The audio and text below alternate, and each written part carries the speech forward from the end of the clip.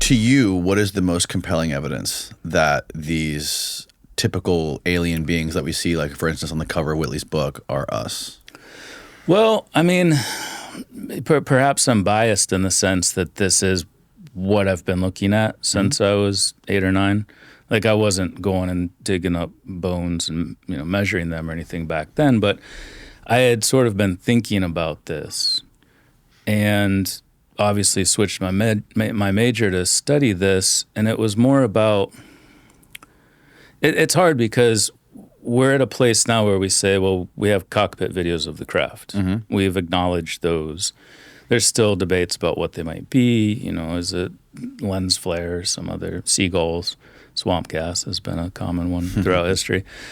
But the question of who's inside is still kind of on the fringe.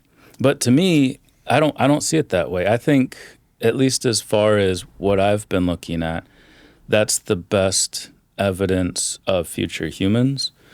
The craft themselves, and we could talk about this as well if you want, do seem to have a form consistent with the function of manipulating space-time and creating closed time-like curves. I do want to talk about that. So there's a technological continuity aspect too. But for me in my research, it's the extremely ubiquitous description of a humanoid form. And I've said a million times, if what got out of these craft was, an 8-legged squid spider type of creature, never would have got into this. Yes. But they're so consistently described in very hominin terms. Bilateral symmetry, 2 gut openings, eyes, nose, mouth in the same location, penadactyly, having 5 digits at the end of each limb, 4 limbs in general, tetrapods going back 400 million years. And then characteristics indicative of the continuation of long-standing trends on this planet, going back 6 to 8 million years ago since we stood upright. Bigger heads, larger eyes, smaller faces, less hair, thin bodies, less pigmentation to their skin. Just this incredible suite of characteristics that seem to indicate that they're not just related to us phylogenetically, but they are part of the hominin clade and specifically toward the future of where we are now. With that said, there is obviously variation. There's a lot of variation in what people describe. Yeah, some people describe 4 fingers, right? Like Whitley, I think, said that. Yeah, and that could be very much an atrophy of our 5th digit. The 5th phalanges just maybe shrinks down. I don't know. It's pretty small in us. Maybe I have an especially small pinky. My pinky toe is like almost not there. It's so tiny. It's like you're the future, man. Yeah, I could. You got to get out there and reproduce. I could be like really your look's far. Gonna get us into there. Yeah, I'm saying I could be like maybe a hybrid or something. I wouldn't doubt it. Something to look into for sure. And there's variation not just in the physical form like we're talking about in us, but there's variation in what's described, what people see. So I don't think this theory explains all of it, but I do think it explains the humanoid forms with the extenuation of traits indicative of our hominin past. And I also point out, I wasn't aware of this when I published my first book, unfortunately, but the Dr. Edgar Mitchell free study at the time surveyed something like 3,200 contactees and abductees as well. So individuals who have been on the ships. And they asked them specifically if they had observed non-human intelligence. And they used that term, NHI, non-human intelligence, which biases the question. So they should have used a different one, something more, something less leading, I guess you should say. Right. And it's hard with surveys, because you're trying to get people to think about, well, what was it, and put in those terms, and that's the common term. But much like extraterrestrial, we should kind of pull back from that and use terminology that is less leading. I am with Whitley. I use visitor, traveler, things like that more recently to advocate for that as well. So anyway, what they found is individuals who were taken on these ships, the majority saw humans. They described them as human, even though the question specifically asked non-human intelligence. So just like us. After that, the next most common was the short grays, and then the tall grays, and then hybrids rounded it out. About 5% were non-hominin forms, something like apparitions or these mantis-type beings. Right. And I always point out, too, with the mantids, if they have 4 limbs, there's still more in the hominin clade than they would be in an insect, which has 6 limbs. So that's an important distinction, too. But my point is that based on the definition of a hominin, an upright walking primate, or in the primate order, we stand up on two limbs. We're not only the only primate that does that, we're the only mammal on this planet that habitually walks on two limbs. Right. We're the only biped. I think there's a compelling point in your book. You mentioned that there's 2 million cataloged species on Earth, and 20 of them are hominids, and one of those 20 are upright walking hominids.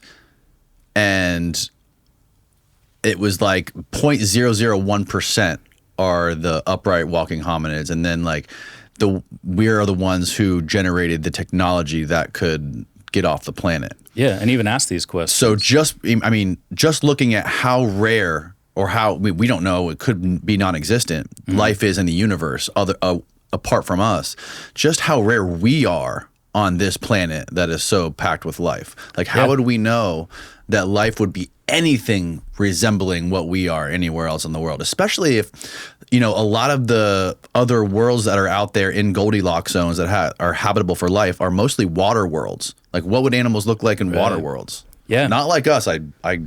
No, that's a great point. And there's so many other variables too. The distance from their sun. Are they in a singular binary star system? Right. Are they nitrogen-based or carbon-based like we are? Do they have anything even closely resembling DNA? Like what are the chances they would get a GCT in the same nucleotide linkages that we have that structures all life on this planet? Some viruses have RNA, but they're not living because they need something else to replicate in a host. But every other living organism on this planet, I'll get in trouble for that because some people think viruses are alive, and I get a lot of hate mail. Do they that. really? Yeah. That and free will. If I say viruses aren't alive or they're not living organisms and I say something about free will, I get a lot of hate mail, but I'm used to it at this point.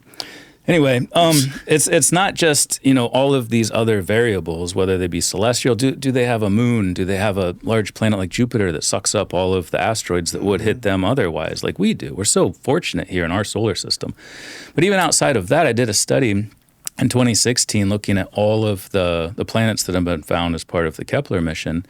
And based on the stats of planetary size, their mass, only 2.2% of them were the same size or smaller than Earth. I redid it in 2022 with new data, because we're up to over 5,000, probably close to 6 or 7 now, based on the Planetary habitability study from the University of Puerto Rico, Arecibo, the one with the big dish that collapsed a couple years ago. Right. Yeah, what was the story with that Arecibo?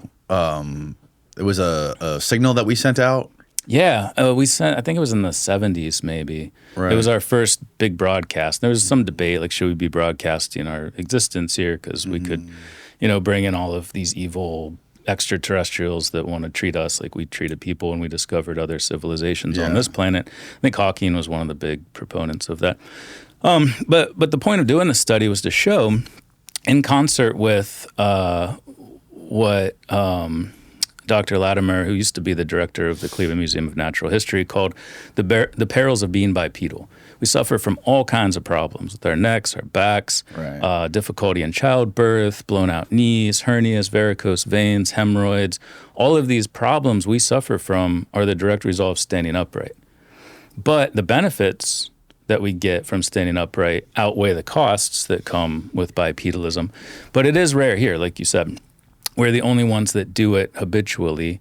And if it's rare here, based on the fact that between 2 and 4.5% of all other planets that we've identified so far, which is a decent sample, are much, much larger than Earth, and it's hard to do here on our very small planet, relatively speaking, with only 9.8 meters per second squared of gravity, the acceleration pulling down on us, it's going to be very, very unlikely on any other planet based on the limited sample that we have. But if we can extrapolate that out, it's not likely that you're going to get bipedalism on other planets. So even in addition to all these other factors that you'd mentioned, and I threw in some on top of, just the fact that they're bipedal, they're reported as being bipedal in almost every case, I think is an indication that we have a phylogenetic relationship.